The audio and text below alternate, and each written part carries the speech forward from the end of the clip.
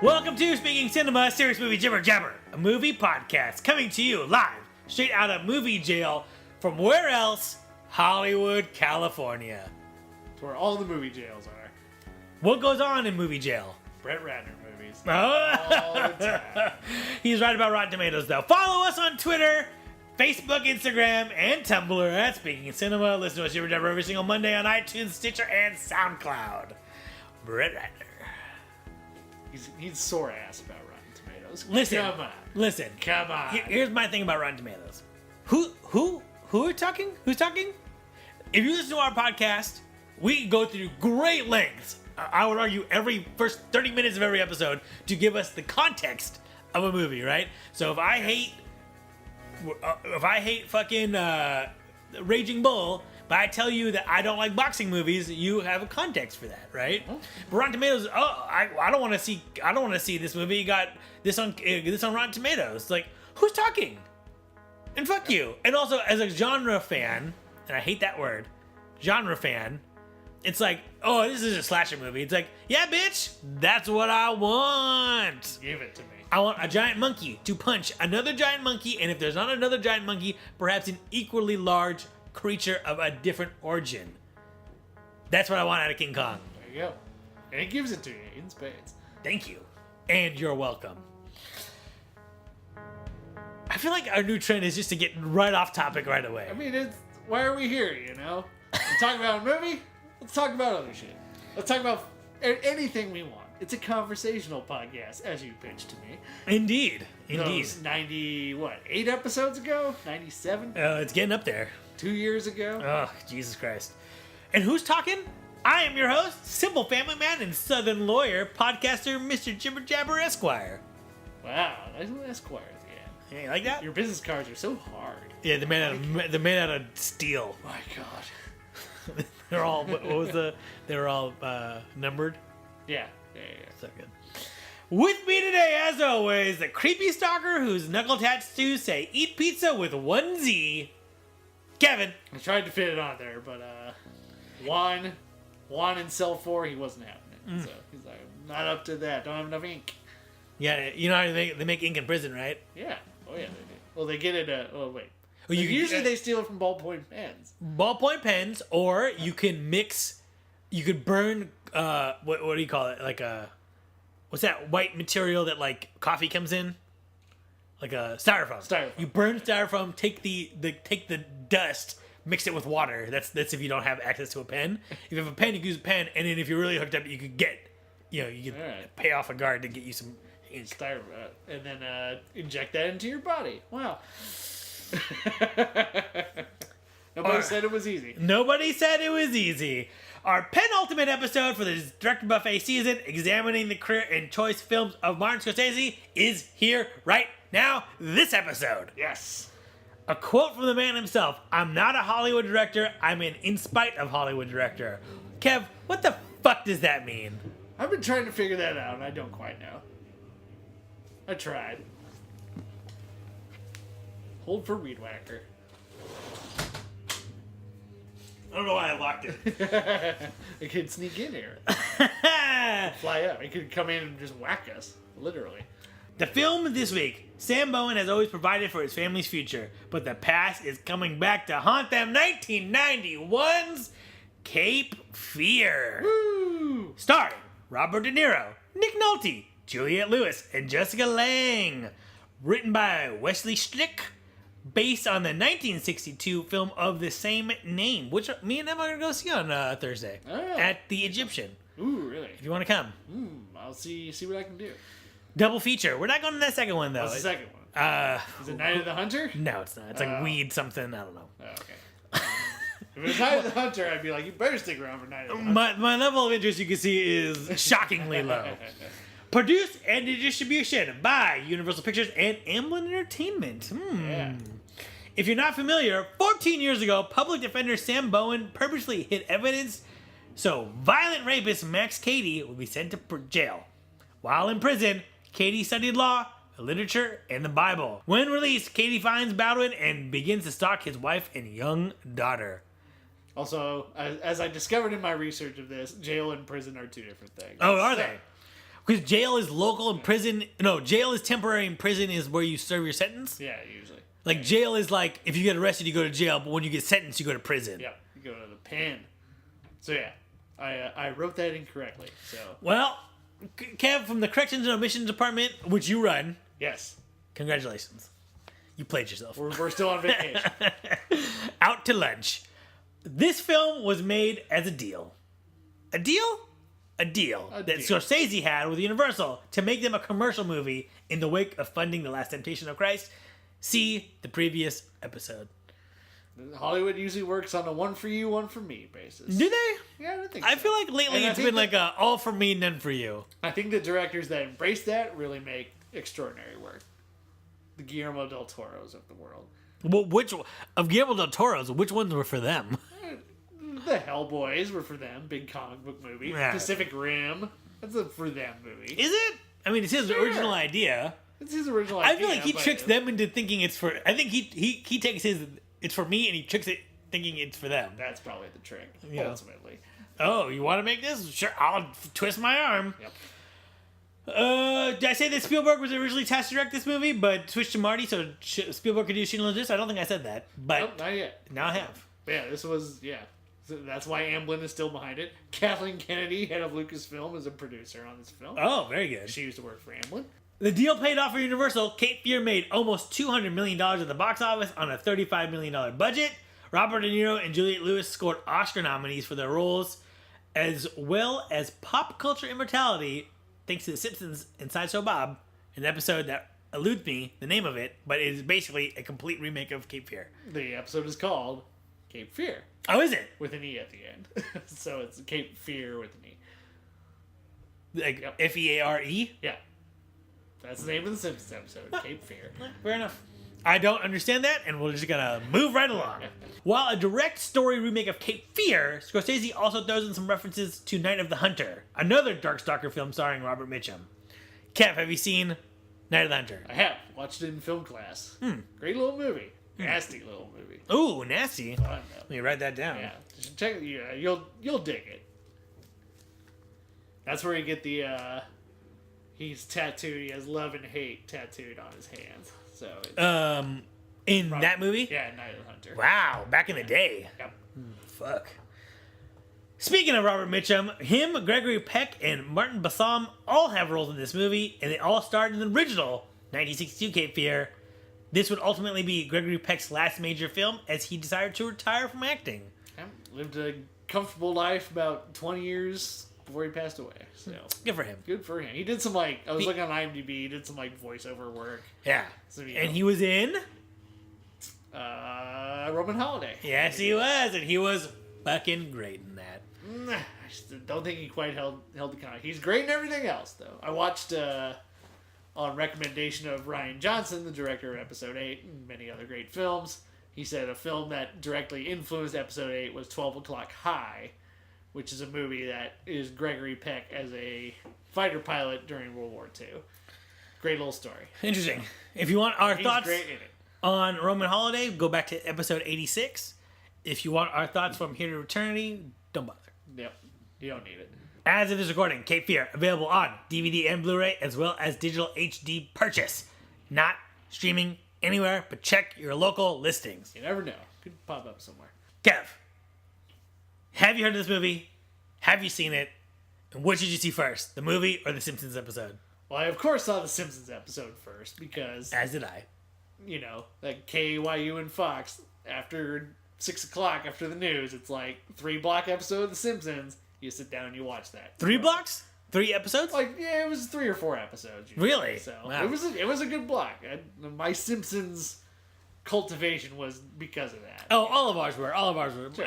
In the Bay Area, I believe it was 6 to 6:30 was The Simpsons, and then Friends from 7 to 8. Yeah. Yeah, we had it was a good chunk of The Simpsons, and then going onward. I have never seen this movie. I've never seen Cape Fear. I've also never seen Cape Fear, so we're both riding Somehow blind. It just slid under my radar. Well, it's one of these movies that I think we were just a little bit too young Definitely to too see. young, And not that it's fallen out of the cultural lexicon, because I don't think it has, but, I don't know. apparently both of us just didn't want to that those 52 Blockbuster rentals you get a year. We just couldn't spend it on this. I mean, it's I was watching Rick and Morty recently, and there's a Cape Fear reference in there. Crazy person's riding under the car, and they're like, haha, just like Cape Fear.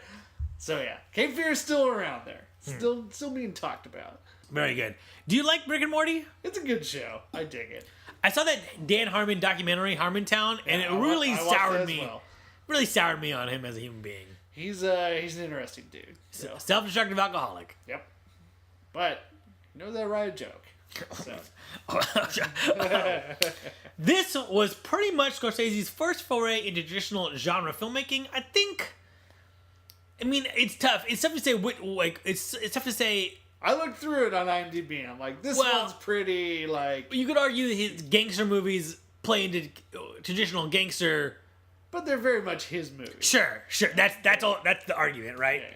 Yeah. He was either directly involved in the screenplay or just absolutely wanted to do it. And this is the first time it feels like he's sort of a director for hire, in a way. Even though it was a deal he made... And then they switched him out with a movie that was like almost developed ground up for Amblin and Spielberg, but they kind of like, oh, let's bring Marty in. He's got to do this thing for Universal. So it's the first one. It really feels like he's sort of just brought in. Does he hold this movie in high regard personally for himself? I mean, I didn't really look at it. Some of these questions go unanswered, Kev. Some of these questions go unanswered. So, we're both big genre fans, although, as I previously said, I have issues with that term. As do I. As it is, basically, there are normal movies, and these are the other... The B movies. Yeah, the genre. It's like kind of like skateboarding, right? You're either regular-footed or goofy-footed. It's like, well, which one do people shit upon, huh? Yep. So, a lot of people... Carpenter and Tarantino are quintessentially genre filmmakers. Ridley Scott, Steven Spielberg, Stanley Kubrick started in genre movie making, or went back to it at some point in their careers. So, I mean, I think we both define genre movies as basically not dramas, right? It's like it's a thriller, it's a slasher, it's a horror, it's a comedy, sci-fi, fantasy. It's right.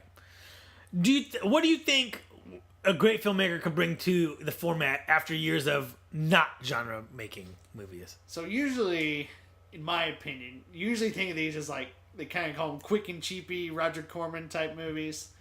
A filmmaker of somebody of a big caliber can really bring all they've learned from their quote unquote big movies and just absolutely elevate this material and make it kind of the thing we always really want. We want a good yarn. We want a good little nasty story. At least I do. And I think, somebody of, Ridley Scott did it with The Counselor. Stanley Kubrick had, he got his start in it, but he made really good kind of gangster genre movies. The Killing is excellent. And then, they can just bring everything that they learned, every little skill, bring top talent with them. And then you get The Shining. Yeah. I think the critical thing you said there was elevate material, which implies that all dramas are pretty good, which they're not. They're not. Right? What was August Orange County or August, what was that? Osage County. Osage County. It's like, flat. Right? It's a flat, that's a soda that has gone completely flat. Yep. Right? So you better be in it for the sugar because there's nothing left. That's a grocery store brand Dr. Lightning that's been in the sun. Right. Dr. Lightning in the sun and just 3 liters of it. So you better be thirsty, motherfucker. So that's the thing, right? Last night, me and Emily watched Terminator. Her first time watching Terminator, I giggled through the whole thing. And you look at it's clearly a low budget movie. There's some of the special effects are, it's like what they're accomplishing with their budget is monumental, right? But it's not seamless. Yeah. That's fair. But you look at the detail work in that movie, right? And it's Cameron's first movie. So come on, that was Piranha 2. Sorry. It's Cameron's. It's his early part of his career, right? It's the movie that made James Cameron. Right. But you look at the detail work where you're introduced to the detectives, right? And you got smarmy bald guy and the black cop, and the black cop is overworked and he's very hot. He's sweating. And then he's like, but then when the shit hits the fan and they get Sarah Connor back, he gets that she's terrified. So when they're showing the interview with Reese, and he's like, the Terminator's gonna rip her heart out. He's like, turn this shit off. You know what I mean? Because he understands that whatever's happening here, this girl is scared, right? And that's that extra level of character and story that we need in this movie, right? And that's the thing that, to answer this question, when you have a guy like Ridley Scott, who's hopefully going to do this with Alien Covenant when it comes out, right? You want characters, not caricatures. You want gravitas in that thing. You want detail work, right? It was like, like the Terminator walks with a limp, and then when his skin is burned off, you see that he's walking with a limp because one of the actuators is broken in his foot, right? And it's that level of like, well, why would a machine limp? Or Terminator 2, where we have this villain that can go through anything, but he can't carry a gun with him. Something that's not part of him. And like, he's has to twist the gun to go through the bars. And that, one, establishes the rules of the world. Two, shows the limitations of the villain.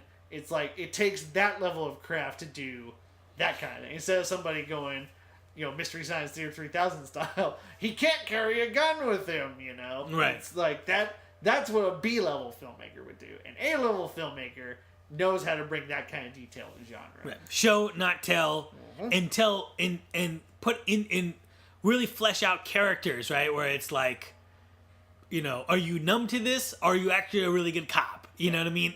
Etc. Etc. Linda Hamilton in that movie, she starts off as just like a regular girl, and then you see her find her strength and find her direction. You know what I mean? And that's insanely difficult to do, because if you don't do it right, it's like all of a sudden she's some badass chick. Yep. And if you do it, if you do it the other way, it's like, what? She's just a helpless damsel in distress. It's I don't know. So that's what we want. We want, quote unquote, good filmmaking, but you want fleshed out worlds, fleshed out characters, fleshed out everything, right? I think another good filmmaker who does this, who is no mystery to prestige pictures, but makes a very good genre movie, is David Fincher. Right. Seven, The Game, Girl with the Dragon Tattoo, Gone Girl. All of those are like, they could have just been trashy, cheapy stories, but he brings so much to it, and the screenwriting brings so much to it, that it absolutely becomes essential movies in his filmography. I 1000% agree with you, and brings to mind Darren Aronofsky, right? Where when he makes movies, people struggle to talk about them, because it's like, when they made Black Swan, they're like, yeah, it's interesting, because, he's just, it's like, why is he obsessed with horror movies? It's like the problem is not that. The problem is you are having a hard time accepting that you really like this guy's horror movie, because he really explored something interestingly with it. Yes. And yeah, like we've talked about in this very podcast, people don't ever want to admit they like a horror movie, or else they're a horror fan. But the people kind of do like horror movies. Right. They like them a lot. They make a lot of money. But yeah, for some reason, that genre in particular has that stigma with it. And it's bizarre. It really or does. They want to classify it as a thriller. Right. It's like, no, this is a horror movie. Right. So, and I think with this one, this might secretly just be a horror movie. People call it a thriller. Mm-hmm. I think it could be a horror movie. We'll see. But yeah, see, with Terminator, people don't want to call it. It's really a slasher movie. It is. A high-tech, tech-noir slasher movie. Tech-noir. Well, so when are we going to open Tech-noir? Our club. I'm surprised nobody has done that as an art installation already, so... But let's do it. Let us be do that. Let us be do that. Let us be do that, and on those words, let us be do watch this movie. Let's do it. Here we go. Here we go. Kev, how did you watch this movie? We're back. We're back. So, interesting. I was at Amoeba last week. Had some a record store here in the heart of Hollywood. One city block of movies, music, vinyl, everything. Patches, t-shirts. Best store on the planet. Books. Everything. Anything you could hope for. Shout out Joe, who works there. Shout out. Ah, Joe. Karen, the owner, she's great too. Had some money to burn, so I was buying some CDs, some Blu-rays. And I found Cape Fear in the Scorsese section for a good price. So I blind bought it. Oh! Blind buy for this very podcast. Interesting. So yeah, I watched my now owned Blu-ray copy for the first time seeing Cape Fear. I believe I rented this from library on DVD. And that's what I believe. There you go. And you're entitled to that. Kev, would you like to begin, or would you like me to begin? I started Last Temptation, so you go first. Sweet, delicious plot. How tasty you are. Lovely cream-filled plot. I completely agree. It is scenes that build to one another to an eventual climax. Oh, man. Like, you have this brutal rape scene, which is terrible to watch. Yes. And it sets the stakes because now he's alone with his daughter. Oh, no. One scene has informed our knowledge of another scene. Oh. Delicious. Huh? Yes. This is a good... I think we kind of dropped this in the perfect spot. I'd agree. So I agree. It's a whole box of Sour Patch Kids after we've eaten like a 10-course steak and an okay potato. This is what we need. I would argue we've eaten a lot of McDonald's. No, come on. And this is some sweet... This is the McDonald's. This No is way. the comfort food. No way. This movie... food analogies aside. Hold on. I'll give it better. This is the In-N-Out burger. This is really good comfort food. I think what we've been previously eating is like, what's that kind of like that like science food? What's that called? Molecular gastronomy. What we've been having before is molecular gastronomy, where I'm like, I guess I'll hit up a Taco Bell on the way home because I'm still hungry. And then this is, yes, like an In-N-Out burger where it's like whatever. Yeah. But I love this movie. This is a great movie. My favorite we've done so far, for sure, bar none. I had a feeling it would be after I watched and I think overall, it's great. I will get into the details of that. I would like to talk about how it's still a Martin Scorsese movie, even though it has a plot in it. And it's 2 hours. It's still 2 hours. He can't. 2 hours and 8 minutes. But I would argue it's not 2 hours and 48 minutes. It's 2 hours and 8 minutes, and I would argue there's probably a good hour and 50 minutes of things happening in this movie. Yeah. So if you get a little bit of, it's okay. It's okay. I'll take that as a victory. Kev, your initial overall thoughts. So yeah, it's couldn't put it down. Watch it all in one blast. Mm-hmm. Easy to do. Mm-hmm. You can absolutely see his experience, his talent in shot choices, cinematography, character choices. But yeah, just with that extra juice of a very simple narrative, very clean cut, and just telling just this like nasty little trashy story, and I just love it. Yeah, there's I decided that I really love my favorite thing on this planet movie wise is high class trash, that I call it. Cape Fear, Gone Girl. Why is that Big Little Lies? Why is that trash though? Because it's thought of to be lesser works now, but we enjoy it, so inherently it should not be trash, right? I would argue, yeah, it's not. It's what we like, and it's like why should high taste be? I can't even think of anything, but like, what is high taste? You know what I mean? Like it's all like the Age of Innocence is high taste. Yeah, that's high taste on me. I'll sleep in the gutter. But like you look at something like Moonlight, and it's like that these are all good movies are kind of about what happens when you lift up the rock and see what's underneath. You know what I mean? Uh-huh. Good shout out to Moonlight. Yes, great movie. So I will say that there are things that Scorsese does well, which is directing actors, which is the dialogue, which is Marty's pure cinema, and all of those are still here, right? I mean, who else could have a shot of Robert De Niro in a Hawaiian shirt with fireworks going off in the background? Great shot. Leeringly watching somebody. It's like only Scorsese could ever conceive of that. Right, and I mean that's the pure. That scene is pure cinema. Cinema. He's behind the thing. She sees him as this it's like, is this her seeing him as like this thing of desire? Like she has sex. So that scene is she has sex with her husband. Also, by the way, the negative whatever takes you real back to the Channel 99 Spice days, right? Yeah, there you go. I had to explain that to Emily, and she's like, "So did you watch that a lot?" I'm like, "Not a lot." Come on. But I mean, often. Sometimes scrambled. All the time scrambled. The best you could hope for is when it looked like that and there was a little bit of scramble at the top. And you're like, I can work with this. In that scene, Jessica Lange looks through not one, but 3 windows to see him. there's no need to do this, right? She's just moving from one, and then like the windows get closer. They're all next to each other. So she's opening the blinds, opens the blinds, It's pure cinema, right? It has no bearing on reality, but super good, great.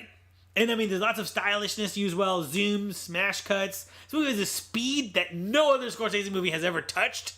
Oh, I don't know about that. I think Goodfellas clips along real nicely. Yeah, but without the plot, it's like, whoa, what are we talking about now? Yeah, you know what I mean? Blazing through it. Yeah, this is all where all of the spine that could have been in Last Temptation of Christ, this movie has like 2 spines. It's just like blasting through, head on, full heart.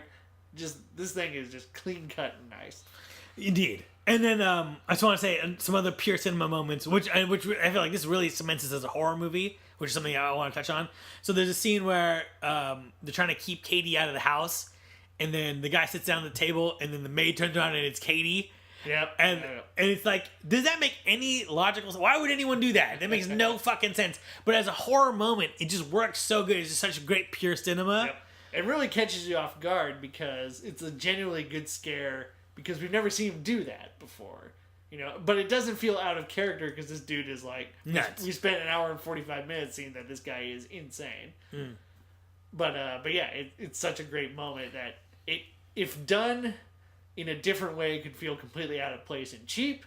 But the way they do it here, it absolutely fits. Right, it's a payoff. We've been building suspense, and then that's a payoff moment. Yep. The whole scene in the school where Katie is talking to Juliette Lewis. Oh my god! Great scene again. No basis in reality. A registered sex offender goes to a school and poses as a teacher. Like, what cop in the world wouldn't beat that guy up? You know what I mean? But what they've built here in the reality of the world that we're living in, great scene. Yep. Works. And apparently that was the first take they did, and it was almost all improvised, from what I read. But yeah, it's like the thumb in the mouth, the just like Little Red Riding Hood, Big Bad Wolf-esque of it. It's like he's just charming it. Like she knows there's something off about the guy, but damn it if he just doesn't have that southern charm, Right. Which dovetails perfectly into Scorsese has had great acting in all of his movies. All of his movies have great acting. That can't be, everyone is so convincingly who they are, and no different here. I feel like Juliette Lewis is playing young in a way that is just like, that's impossible, right? She feels like a teenager. Like, you knew that girl. The girl who, like, can be bold at times feels shy and gets bashful. It felt real. That's how she can listen to Megadeth and The Cure. Yes.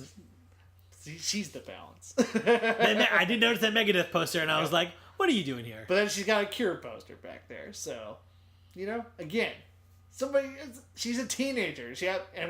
Another performance he gets is Jodie Foster in Taxi Driver. Yeah. Who was literally a teenager, but could still play a convincing teenager, like a streetwise, right, hard on her luck teenager. Right.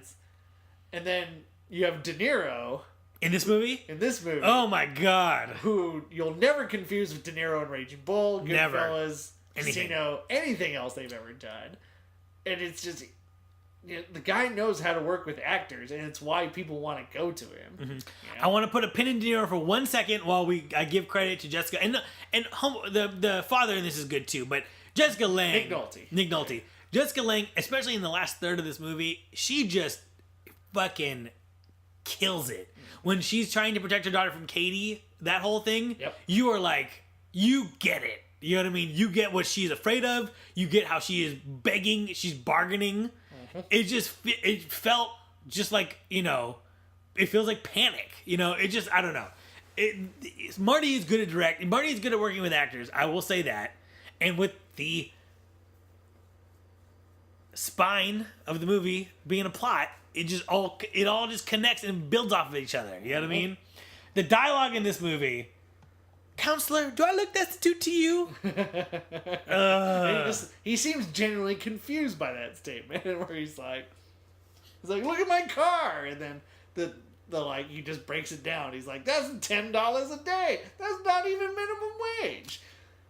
So good. It's juicy and delicious. Or there's no need to lay foul language upon me. I like the scenes between Nick Nolte and former presidential candidate Fred Thompson as his boss. That guy ran for president at one point. Oh, did he win? I'll get back to you. Okay. On that. So, also, yeah, he passed away, R.I.P. But there are scenes where he's like, he's trying to justify, like, no, he was this violent. You should have seen what he did to this girl. And he's like, you buried the report. He's just shaking his head, like, buried the report. And that dynamic between those two is really interesting. And I will say, when I first saw that scene, I'm like, what is this movie trying to say in this scene, right?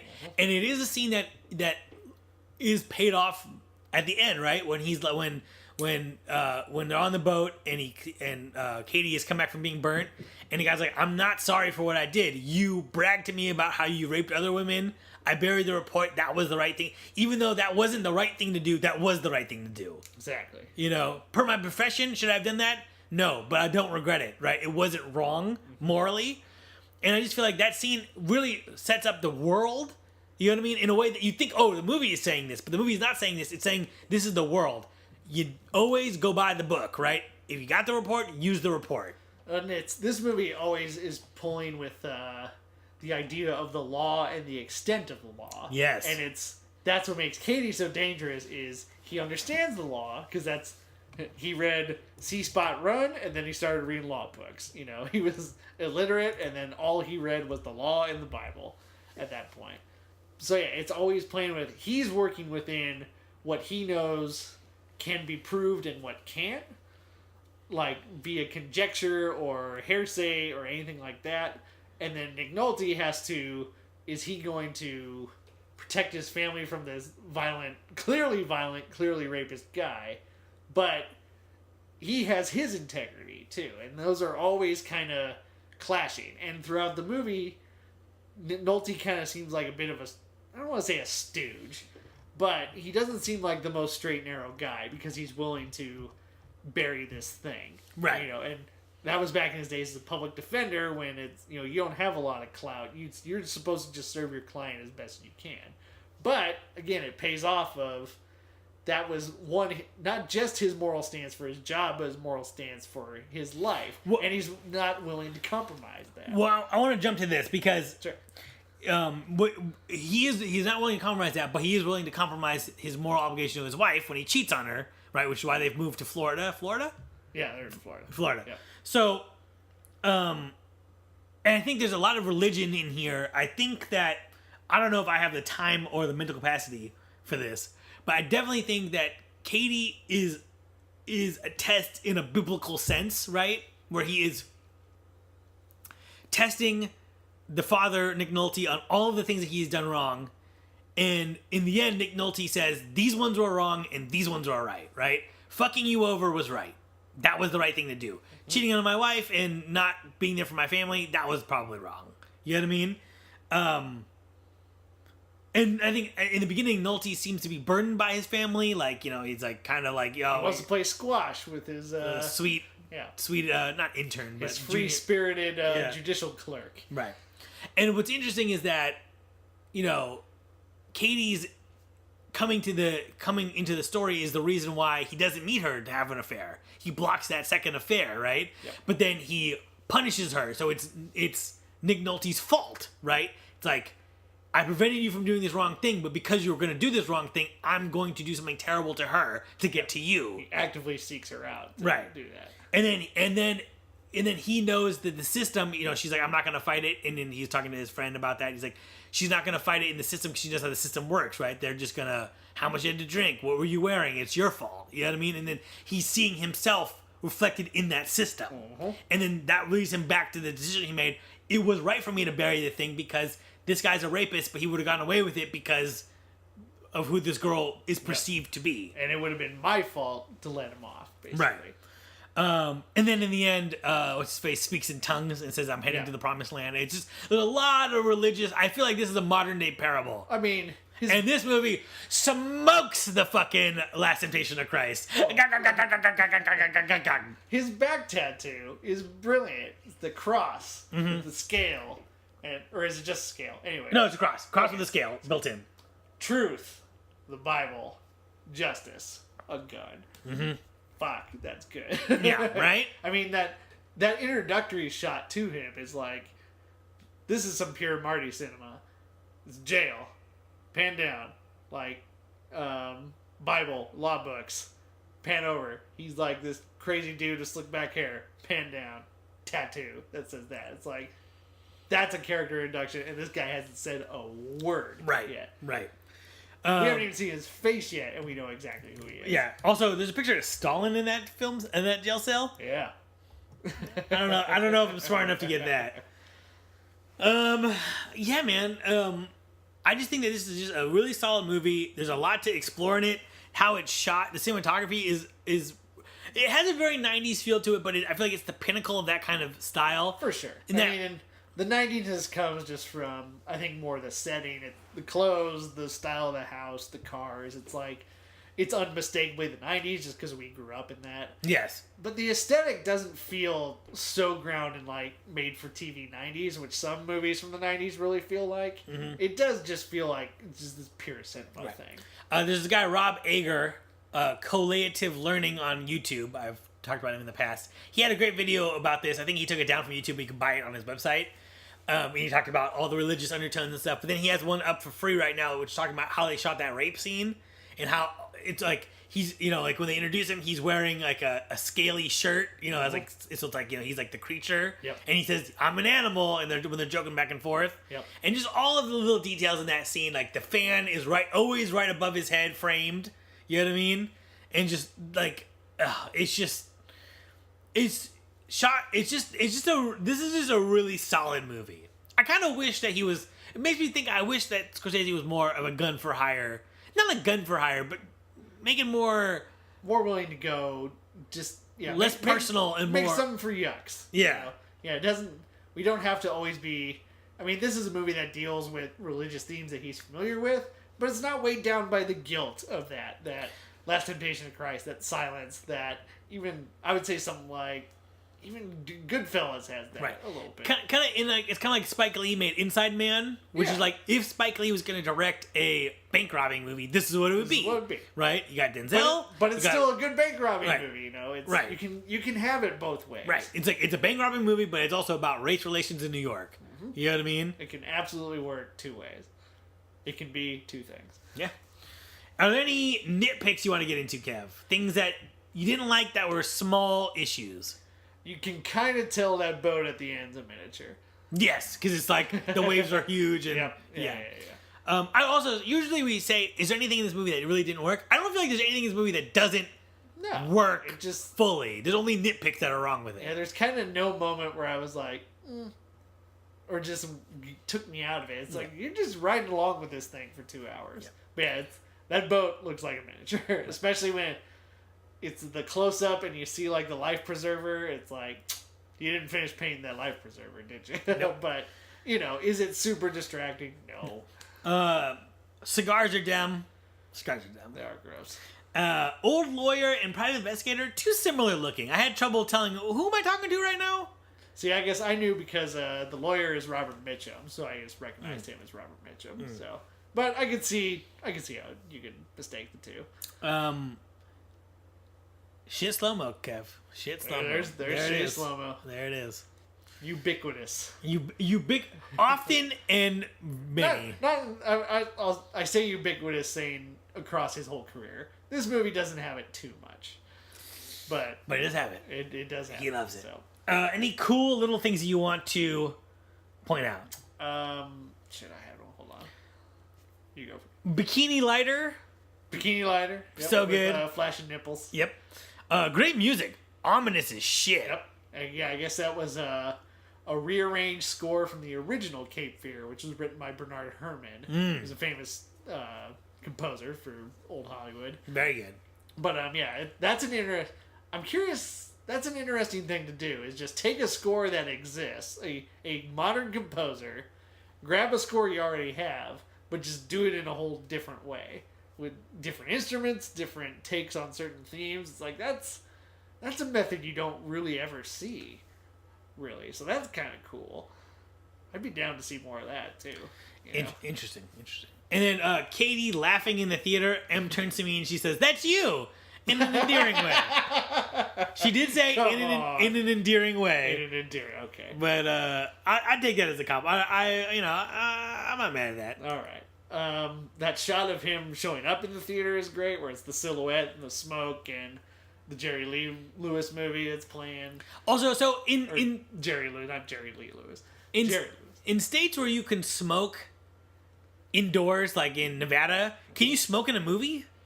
I don't know, because I've never gone to a movie theater in Nevada. So, but you can smoke in the casinos, and by God, you can smell it, and it is gross. I just think that like smoking in a theater would be very distracting. Yep, but you see it in a lot of those old Hollywood movies. People just puffing away in the theater.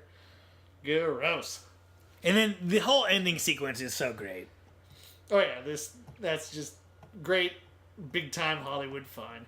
You know, a riverboat going down a stormy river, and he's like, you know, his burn makeup is awesome, by the way. Yeah, he looks gross. Looks freshly burned, but yeah, he's going crazy. There's wind blowing. The boat's getting torn to shit. And when he gets handcuffed to the thing and it starts floating and he starts going in the river, and then that shot where he's drowning and his eyes are right above it, right at you. So good. Yeah, it's like, yeah, you got me, but you'll never forget me. Mm-hmm. So. I think, and I'm really happy that Scorsese was able to adapt his film style for genre filmmaking. I think that you get a lot of the quintessential ones. You get the kind of the whip pans that start shots. The really like snappy editing. Once again, Thelma Schoonmaker doing brilliant work. You know, you see a lot of some of the similar acting styles, but you'll never confuse the characters for anybody else. It's unmistakably a Scorsese movie. It doesn't feel like he's not watering his style down, but he's really taking it into a much more poppy territory, for lack of a better term. And I feel like it works. It's great. It absolutely does. And I can't believe I went this long without seeing it, because I truly, truly enjoy it. Well, and I hope that more people will be willing to do this. It seems like they are, like, you know, Ridley Scott going back to Aliens, like we talked about earlier. I would like to see it. I'd like to see a little bit of the older generation kind of... Yeah, it's like just... explore something fun, you know? Make something that's not a huge budget, just quick, dirty story. Marty, hook it up with Blumhouse. Make a haunted house movie for me, Marty. There we go. Give it to me, Marty. Give it to me. This motherfucking ghost over here. This motherfucking ghost. What the fuck? Is this a horror movie? I think so. I think it is, especially if you're a woman. I feel like this is a woman. It's the most terrifying horror movie. I think this is there's a system in place that can actively keep this guy doing what he's doing, because hey, she was sleeping around, you know. Like that has only become more relevant at this time. And I feel like that rape scene, which is gonna sound weird, but it's a really great rape scene, in the sense that you see how they're just playing around, right, and you know, making these jokes and dark humor, and it's all fun. And it can very much start consensual, right? But then quickly turn into something, right? He takes it to this awful place. You say the dark humor that starts in the bar. Yes, exactly. Because he's like, you know, oh, I cut my husband up in 52 pieces. He's like, I can only cut you up into 40 pieces. And they're laughing. Yeah, you get the gallows humor, and you can really see how that would build until it's not fun anymore. Yeah. You know? So that's a great way to do it. I mean, you know, I think it starts when he bites a chunk of her face off. Yeah, it's not much fun. I think it doesn't start there, but once we get to that point, that's when you know it's serious. Exactly. There's a lot to say about this movie, but I feel like we covered it in the sense that it's just a really great blend of Scorsese, personal style, and making a horror movie, and how you can just blend those two things seamlessly. You know? I would say it's probably one of my best blind buys I've ever done. So. Better than Lady Mononoke. Princess Mononoke? I didn't blind buy that. Seen that. What's your other blind buys that have gone well? Or perhaps one that went disastrously? I can't think of any really disastrous ones. Oh, American Beauty was a disaster. Ah! Yeah, terrible. I was just like that. Well, that was been my like. Oh yeah, this movie's supposed to be great. Why not? It's like $10. I'll buy it. Terrible. I hate that movie. I would love to see how the movie, because that's the movie right after it came out, and at the time it was very relevant. But I feel like perhaps that conversation has shifted. I have a feeling it has. I would say my other best blind buy was Peter Jackson's Heavenly Creatures, his movie from 1994.